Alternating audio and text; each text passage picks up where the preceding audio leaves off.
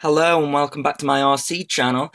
This is a review of the iMax B6AC charger. Now there are a lot of videos already of this charger, however this is the new version, this is the V2, and boy does it excite the nerd in me. It has got a lot of cool features that if you're into your gadgets and things like that, then this is gonna be really cool for you. Now, normally I wouldn't do a review of a charger, but this one has just got so many cool things, and I also think that a lot of people are gonna go for this one because it's kind of like a entry-level charger, but it does a really good job at the same time. Now, I paid £38 for this one on Banggood. Now, the problem with the original iMax B6 charger was there were a lot of fake clones out there, and even on Banggood, if you search for the iMax B6, the first version, even Banggood admits that they sell the clone version. However, with this one, it is the original. In fact, if you turn it over, it's got the correct SkyRC logo on it, and if you scratch that off and go to SkyRC's website, it'll tell you that you've got a genuine one. So the first thing that I like about this charger is that you can plug it straight into a wall socket. Now, most chargers you can't do that with, and that is because back in the day, most time you were charging, you do it in the field. So you would have, say, like a 12 volt DC input there, and that would plug into a car battery and you would field charge. But now we don't really need to do that. You know, we can fly these quadcopters and small light aircraft anywhere we like, outside our houses if we like. So I went for this one because it's got the AC charge there and a bunch of other features as well. Now, the first version doesn't have that, but can you see there? It says PC Link. It's absolutely useless feature, but it sold it to me. You can plug this via USB into your computer, and you can monitor your batteries from a computer, and we'll get into that a bit later. But a lot of people ask me, actually, what charger do you use? Now, for about 10 years, I've been flying with LiPo batteries, and I started out when balance charging wasn't really a thing. So this is my charger that I have had for a long time, I think since 2005. It's a RipMax charger. I think I bought it at a model show years and years ago. And as you can see, it's quite small.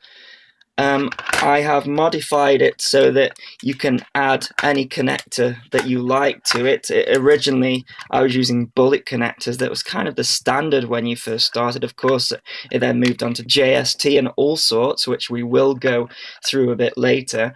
But yeah, there's no balance port on here, and it's also very tiny, and you can see here at the end there's just these crocodile clips, and this you would plug into your car battery if you were out on the field, and also a power supply which you can buy, and that's another reason I went for this, is you don't have to have a separate power supply. This one you do. So if we just look at the specs of this one, you can see that 1 to 4 cell LiPo charger. It auto detects the cells. Basically, the only option you've got is to stop and start it. When it's reached the voltage, it just beeps at you and stops charging. But I liked it for its simplicity, and this one, on face value, it does look more complicated, but really it's not at all, and I'm going to show that because I wanted to upgrade my charger, seeing as I'm using a lot of balanced batteries now, but like I say, I wasn't doing that with this one. You literally just plug your battery into here, press go, and it starts charging. It guesses the cell. In this one, you really have to select more parameters. So that's my first charger. This is what I'm upgrading from. So when I started getting into bigger quadcopters, they come with their own LiPo charger, and those looked a little bit different. All you've got here is a balance cable here, whereas this particular charger has got a charger cable and also a balance connector. So what's the difference between these two? Well, this is a very good charger, actually, despite what some people say, and it's really easy to use as well. So literally, all you have to do here, and you've got two connectors here. This is the iMax B3AC, so B6 and B3. It's more of a compact charger. Again, it just plugs into a wall socket there. It doesn't plug into a 12-volt battery, as far as I know. But then you just plug the balance cable of the battery into here, and what it does is you've got cell 1, cell 2, and cell 3, and it individually, through this balance cable, charges each one of the cells up to the maximum 4.2 volts, which is really nice and handy. The only problem with it is that it's got a fixed amount of amps that it can charge at, and that is quite low, actually. If we just look on here, its output current is 3 times 700 milliamps. With this one, its max amps is 6 amps. So this one per cell is only going to charge at 700, so 0.7 amps per cell. This one is able to charge at 6 amps. So much less control there. So what does that actually mean when we're saying it will charge at 6 amps and 0.7 amps per cell? It all starts to sound very complicated, doesn't it? Okay, so for most batteries, the recommended charge rate is 1C, and that just means 1 times the capacity. Okay, so the capacity of this battery is 2,200 milliamps, right, or 2.2 amps. So if you wanted to charge this battery at 1C, you would charge it at 2.2 amps. But this battery here, which is a single cell, is 500 milliamps. To charge this at 1C, you would charge it at 0.5 of an amp. So if you're always wondering, what amp should I charge my batteries at, all you need to do is whatever the capacity is. These Turnigy batteries make it quite simple because it's there, 2.2. You would charge it on here at 2.2 amps. And really, that's the only parameter that you can change on here. You can change the amps that it charges at and the number of cells, and that's pretty much all you need, and we will go through that in a bit. So a lot of people will be following my channel because I do a lot with micro quadcopters. So before we get onto the review of this, I want to show you the charger that I use for my 1 cells for my micro quadcopter, and it's this one. It's the Hobby Tiger BC1S06, and it's got these, I think, lossy connectors, you know, the same connectors that you would have for a Hubsan, and it does 6 at a time. You can see there that these light up when you've got a battery connected. They light up red, and when it's charged, the light goes out. It's a really good way of charging batteries. You can plug that in using a 12 volt. You can do it by USB as well, but I don't tend to do that. Now, you can see here input voltage 7 to 30 volts, 12 volts recommended. Charge current is 6 times 500 milliamps. Okay, so I am using 500 milliamp batteries, 1 cell, mostly, should I say. I do use other ones. But if I'm using a 500 milliamp 1 cell battery, then 500 milliamp of charge is charging it at 1C. So, you know, just keep that in mind. If you're using this charger to charge, say, a 250 milliamp battery, if you're using this and it charges at 500 milliamps, you're actually charging that battery at 2C. So you might want to make sure that that battery can support a 2C charge, but I'm sure with these little tiny mini batteries, it's going to be fine. And so a 1 cell is 3.7 volts. In fact, all cells on batteries are made up of 1 cells. It's just, this is a 1 cell, so it's 3.7 volts for 1 cell. And then this is a 3 cell here, but all that means is it's just 1, 2, 3. It's 3 1 cell batteries paired together to create a higher voltage. So if this is 3.7 volts times 3 there will make it 11.1 volts, and that's literally how batteries work. This one, however, is obviously a lot smaller because that's the capacity. That's the next point about batteries, okay? The capacity of this is 500 milliamps, okay? You can see there that it says 25C. Now, all C means is capacity, right? So 1C of this battery is 500 milliamps, okay? And so that's how I was mentioning before. If you want to charge this at 1C, you will hear lots of people say you should charge your battery at 1C. It basically just means the capacity of the battery, right? So to charge this battery at 1C, you charge it at 0.5 amps, okay, which is what this says it charges at. So that's perfect for this size battery. But let's say you've got a 1000 milliamp battery at one cell that you want to charge off this, which you can do. It's only going to charge it at half a C, half a capacity, which means it's going to take longer to do.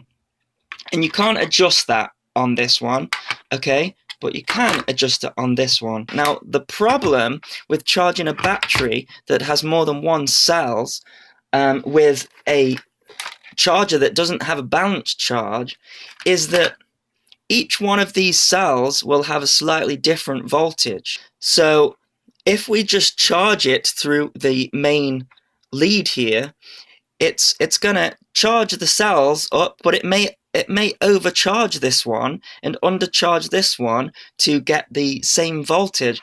So I should explain what I mean by over and undercharge. So LiPo batteries have like a minimum voltage and a maximum voltage. The minimum voltage that you can safely go down to is about 3.3 volts per cell. So one cell here, you don't want to let this go down lower than 3.3 volts. That is because at that point, the battery can start to fail. It's to do with the chemicals inside it, okay? So you have to keep it above 3.3 volts per cell, and you don't want to charge any more than 4.2 volts per cell.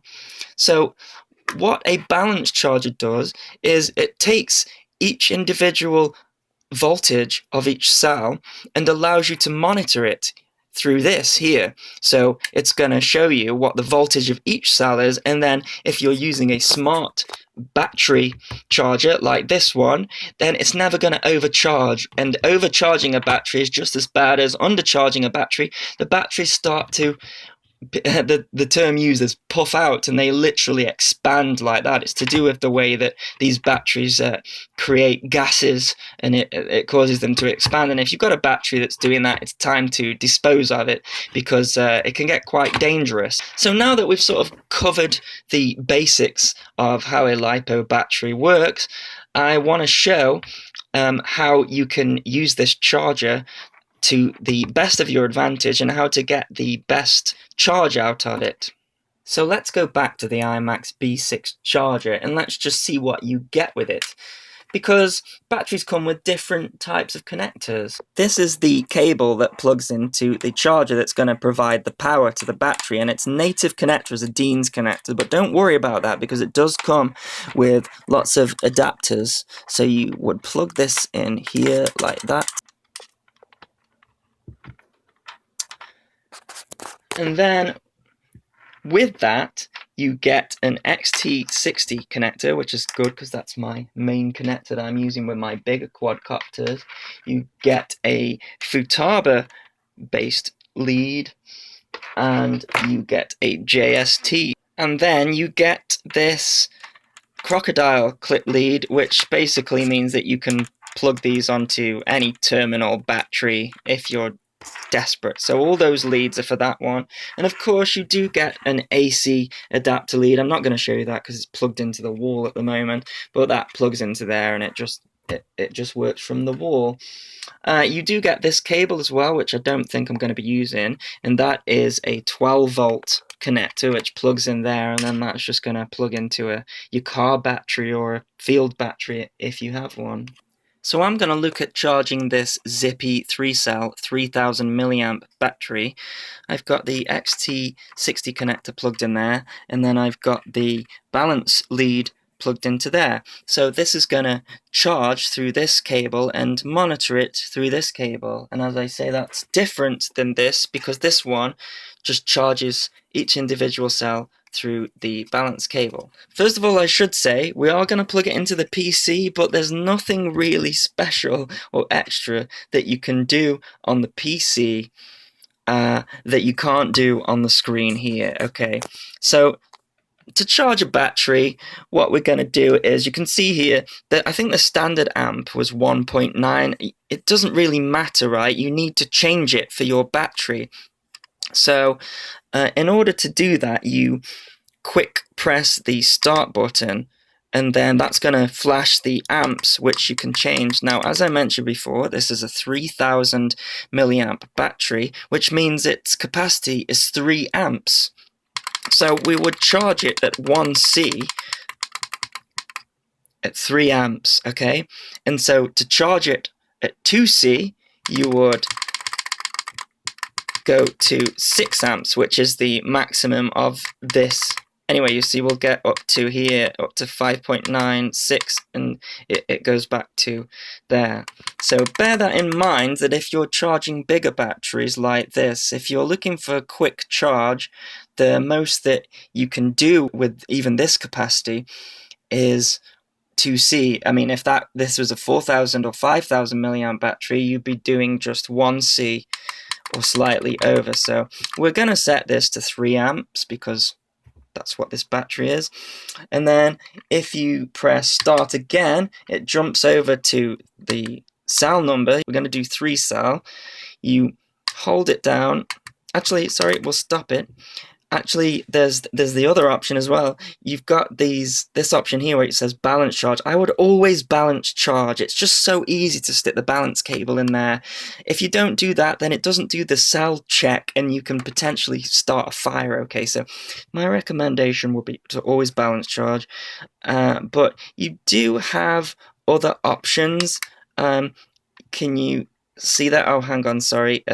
Yeah, so these are the different types of battery: LiPo, LiFi, LiO, lithium ion, NiCad, and things like that. I'm not using it for that, but it does do all the different types of battery. So I'm doing LiPo, and then you can see a balance charge at the top. If you select these, you can just do a normal charge, so it doesn't take in the balance cable. Fast charge, again, you don't really want to mess with that because we are setting the amps manually. I would recommend always doing that. But fast charge, I'm sure, is just going to give you like the full amps. I haven't used it. Storage is going to let you store your batteries, which gives a voltage. So it basically charges the battery to 3.8 volts per cell, which is a nice voltage to store the batteries at. You can also discharge as well. I like to discharge my batteries by actually using them, but here you can use this if you want to. We're going to do a balance charge. So you hold it down, battery check, and you can see there 3 cell. This is a 3 cell, confirmed to enter, and it starts charging. If you have got the balance lead plugged in and you select a 4 cell, it'll come up with an error. It won't let you charge it. That's why you should always balance charge. Okay, so now it's starting to charge. It tells you the charge time there. It shows you the current voltage, and then if you mess with these buttons, so if we press that one, it's telling you what each voltage is per cell. There, you can obviously have up to 6 cells. Press it again. I like this, and this isn't on the computer or anything like that. It tells you how much percentage it is full. I like that, 50%. So that's just those ones on that button. Then on this button, it tells you the end voltage, which is correct for a 3 cell, 12.6. That's 4.2 volts per cell. The in power voltage, the internal temperature, that's the temperature that this is running at. External temperature, we'll get onto later. Temperature cutoff is set at 60 degrees C. That means that if this thing starts to get too hot, it'll automatically cut off. However, this kind of thing is promoting like sort of leaving your batteries unattended, and it's got an automatic temperature cutoff. So I'm not too sure on that feature. Safety timer on. That means that if after 118 minutes the battery isn't charged, it is going to switch off. You can change that all in the settings if you want to. Let's press start, and that'll take us back to that screen. If you press stop, it'll instantly stop. I like how there's no confirmation there, it just stops. So if you hold the stop button down, you get into the different options. So that this is all you're charging different types of batteries and things. Then you've got battery meter. So if you don't want to charge your battery, but you just want to check what voltage is at, you can check that. Press stop to go back. Battery resistance. This is something that I haven't used, but is used to show you sort of what C you can charge your battery at. I don't bother with that. I just go off and charge at 1C or 2C going off the capacity. So that's more for your advanced battery user, which I am not.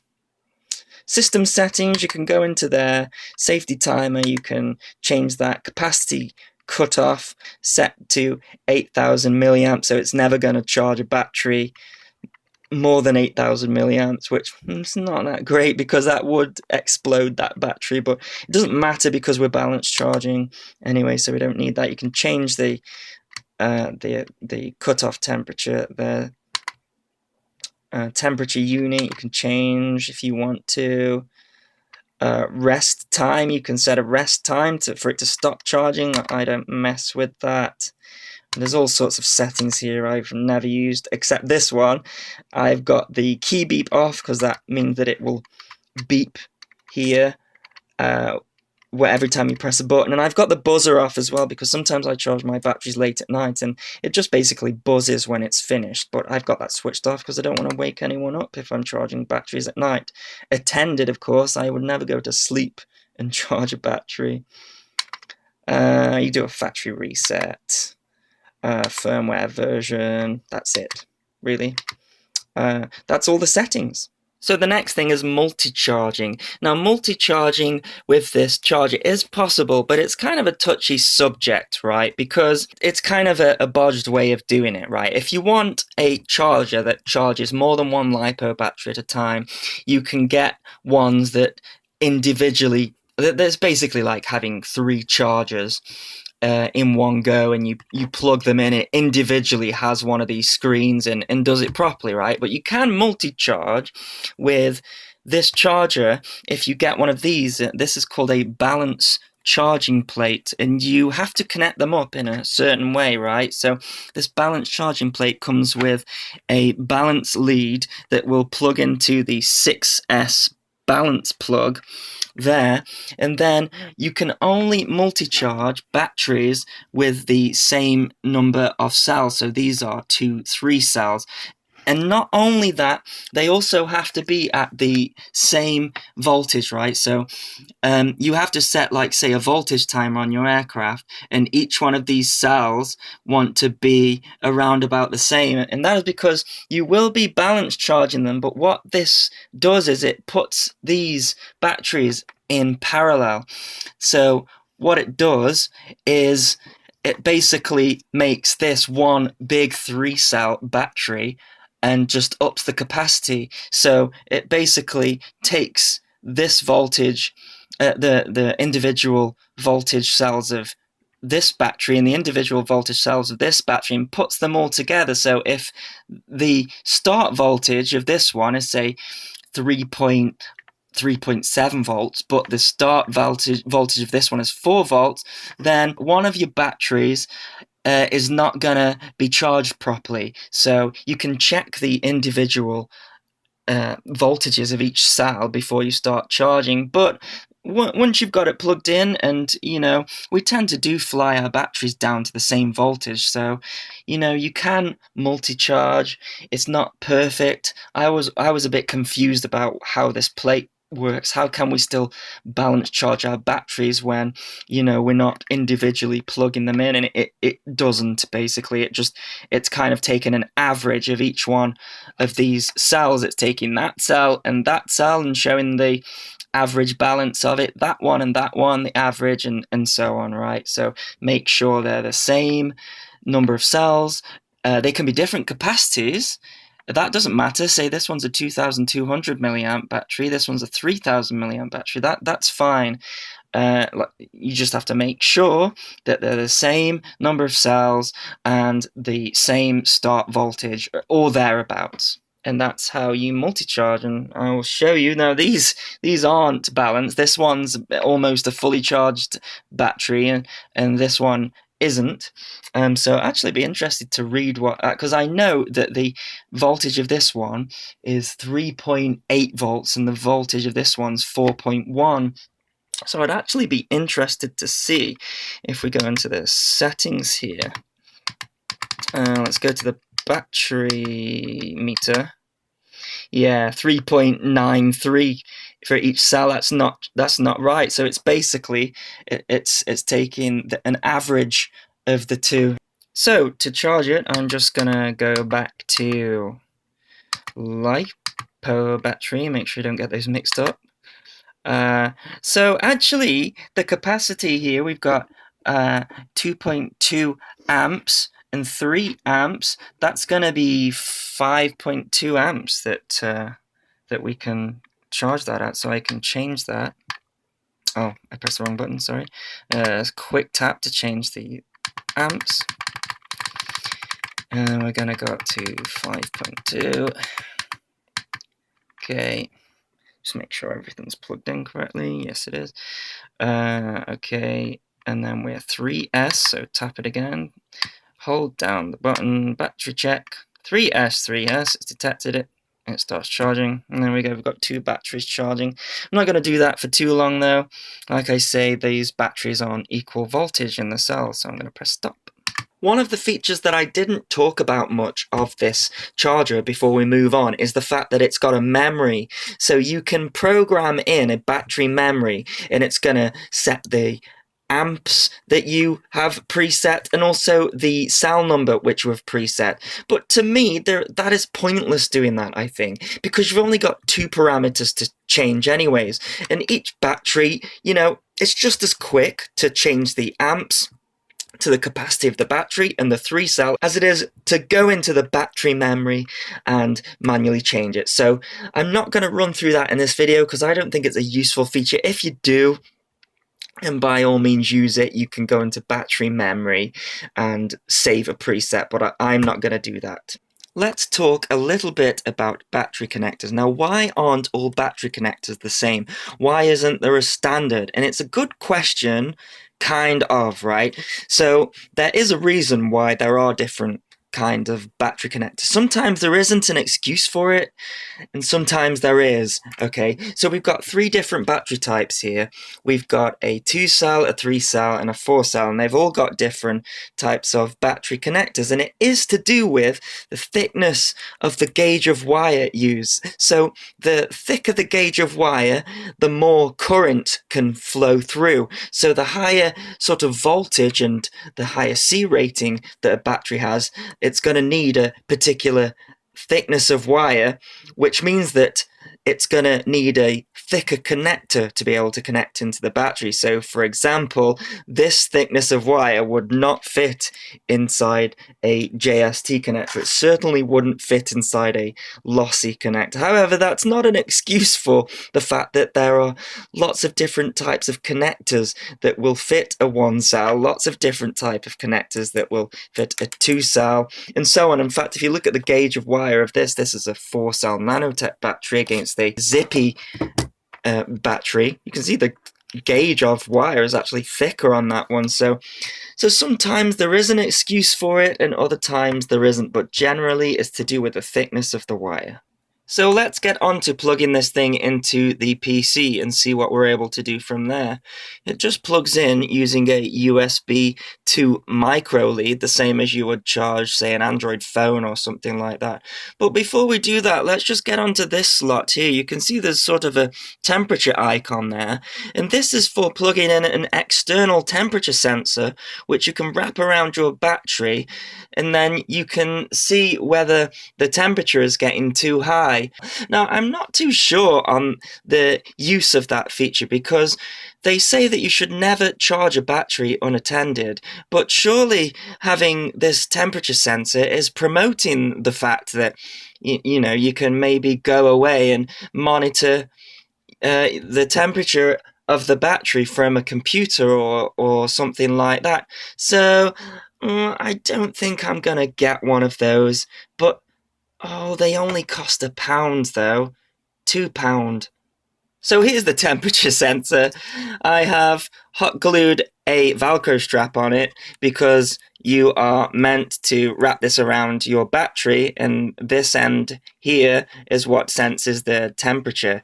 So I wanted to plug that in because I wanted to see if the reading comes up on the PC link. Now it comes up on here. Like I say, there's nothing that the PC link can do that this can't, apart from maybe remotely checking your battery, which, as I mentioned before, I don't promote.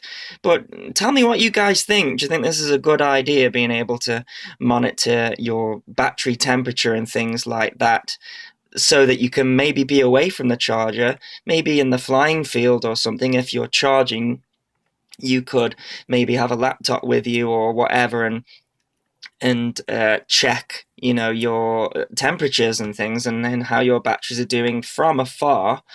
But yeah, let's not go into that. Let's just check out the PC software and what you're able to do with it. I'm going to wrap a battery around this and plug it in. But what starts to happen at this stage is, you can see, what I liked about this is you only really had two wires, the power going in from the AC, and then your battery plugged in, but you're starting to get, you've got a wire going to your computer, a wire wrapped around the battery. It's starting to get a little bit wire messy. Just before we move over to the computer, this is how I've got it set up. This is the battery temperature sensor wrapped around some Velcro there. You can buy these actually with the Velcro already attached, but I think all someone has done there is remove the screws and just place some Velcro in, cut a bit away the case. Those are a little bit more expensive. This was £1.99 off eBay from China. It took like 2 weeks to turn up or whatever, so I'd just go for the cheaper option, but that's just me. So this is the software that you use. It's called ChargeMaster. Just search for that. I think I searched SkyRC and ChargeMaster. Gonna double click that, and there you go. This is what you get. This is kind of like a GUI for a similar sort of thing that you can get on the screen of the charger itself. So before you start charging or anything, you've got the voltage of your current battery, that's if it's plugged in, and the individual cell voltages, 3.94 there, max cell voltage, that's the maximum, minimum, safety timer, all the sort of things that you can get on the charger itself. Then into system, you can change certain settings. Again, exactly the same settings that you can change on the charger itself. Capacity limit, buzzer. This just makes it beep and things. The same sort of settings and things. Now, one thing that you can't do actually on the charger is update the firmware from it. But here you can just press update firmware. I think I had version 1 and I've updated it to version 1.10. Just be aware that it did seem to completely reset my charger when I did that. So be aware of that. Programming, I think, again, this is just creating different profiles and things. I'm not gonna bother with that because you've only, like I say before, you've only got a couple of options to change really, so I don't think it's difficult to change them each time rather than creating a name and things like that. But you can do that if that's the sort of thing that you want to do. You can see here, and then all your different programs here and things. So let's show what happens when you charge. So you can change the different type of batteries there. Change the charger mode. We want to do a balance. I always want to do a balance. We are 3-cell, and then you can change the amp rate. Now at default it sets it to 0.1 amp, so make sure you change that because it's going to take hours and hours for your battery to charge at that. You've got charge current and discharge current. So this is a 3000 milliamp battery, so I'm going to charge it at 3 amps to get 1C. Press save. Now one thing that you don't get on any of this is the current temperature. I thought it'd be quite nice, wouldn't it, if you could see what maybe the temperature of the room was that you were in or something like that, but you can only see the temperatures when you start. So if I press start here, it just starts charging straight away. There's no sort of confirmation like there is on the actual charger. And then when you look at the charger, it again just starts charging. But I think if you selected the wrong number of cells, so let's stop that a minute. Let's say we want to do a 4-cell and save and then start charging. Let's see what happens because this is a 3-cell. Incorrect cell number. That's great. So it still won't let you charge the wrong battery. So let's start charging. Let's see what you get. So here we go. You get this kind of line graph. I'm not sure what you could do with that really, but it's kind of cool. You know, us gadget people, we like a graph, don't we? So we've got now the internal temperature, the battery temperature, so that's using the external temperature gauge there, and then you've got the current that's going through. So I selected 3 amps. It's doing, you know, around about that. That's fine. The voltage of the battery that's currently at the time, the capacity that has gone through. And if you click these views here, it just changes the graph to show you the different types of timelines and things if you're into that sort of thing. I'm not really using it for that at all. And then here you've got your individual cell amounts again. Full screen. Okay, that makes the graph full screen. I'm not sure why you'd want to do that. Fit to view, save screen. How do you get out of that? You just literally click that. Yeah, so you click that and it goes away. One thing that it doesn't do, from what I can tell, is it doesn't tell you anywhere the percentage like it does on the charger itself, how full it is. I kind of liked that option. So that's something that you don't get on this. But to stop charging, you just press stop. And that's about it, really. Are you going to use it? I don't know. I guess what it would be useful for is if you're kind of working on the computer and you're charging your batteries at the same time, you can sort of have it minimized down here and then just see how my battery's doing. But just keep in mind that you have to have that the wire connected, the USB wire. So that's the PC app.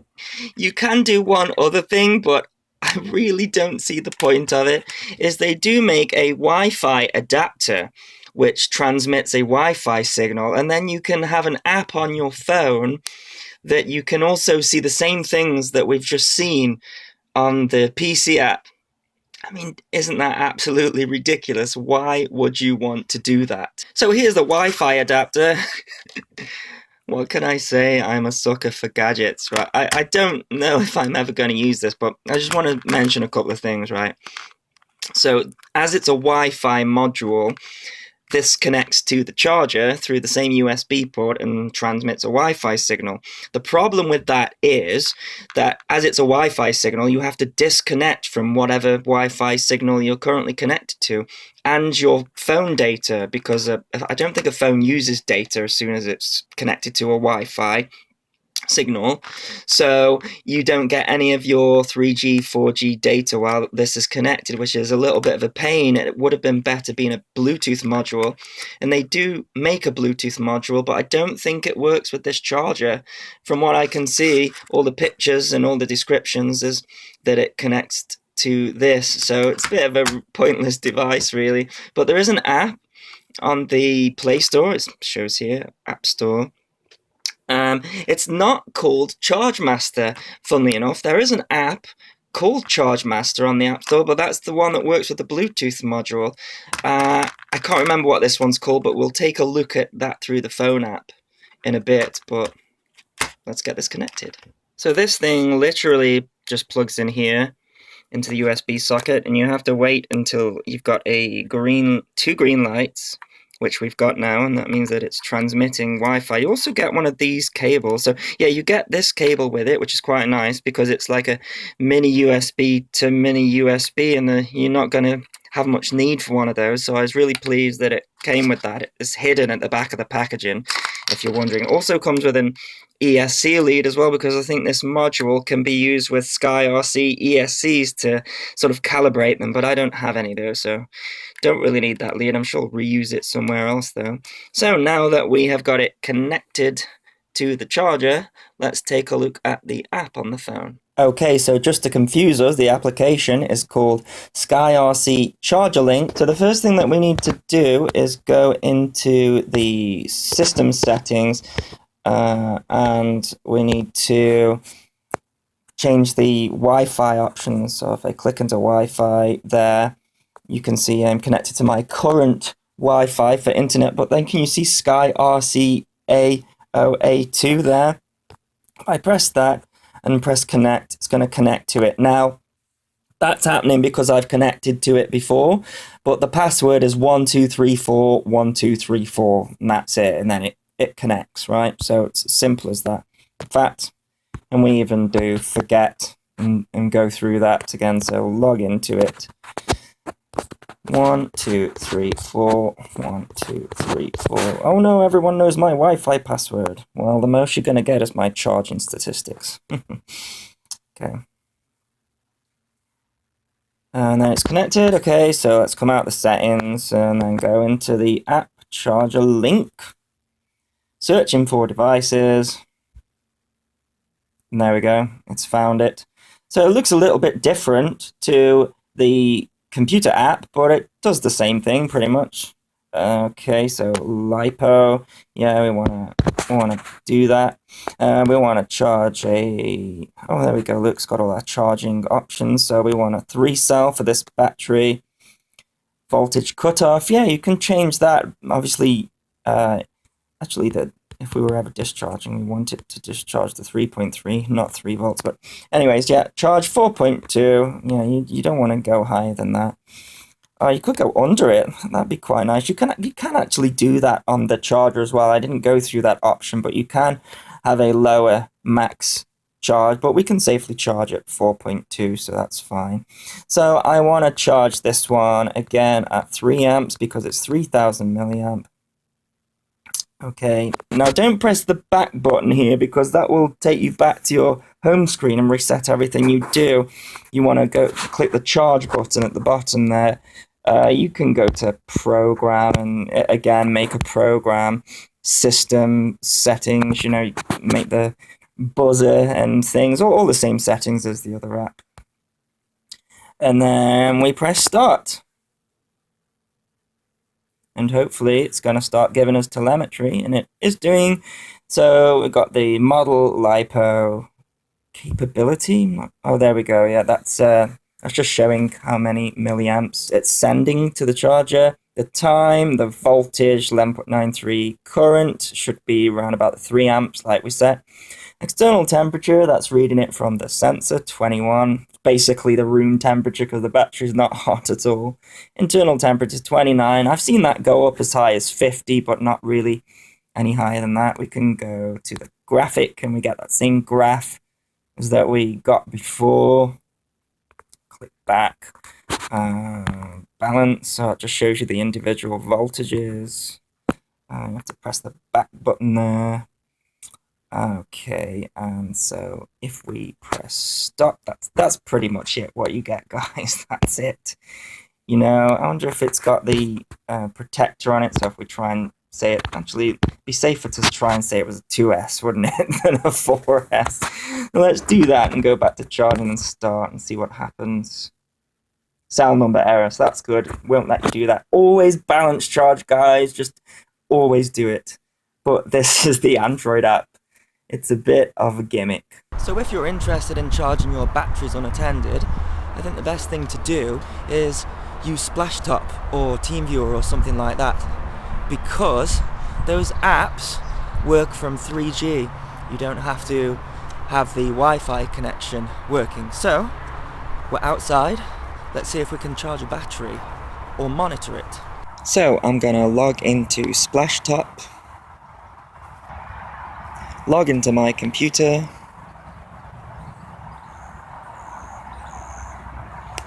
and there we go. I'm gonna zoom in on the app, and then I'm gonna press start charge because I've got the settings already set up.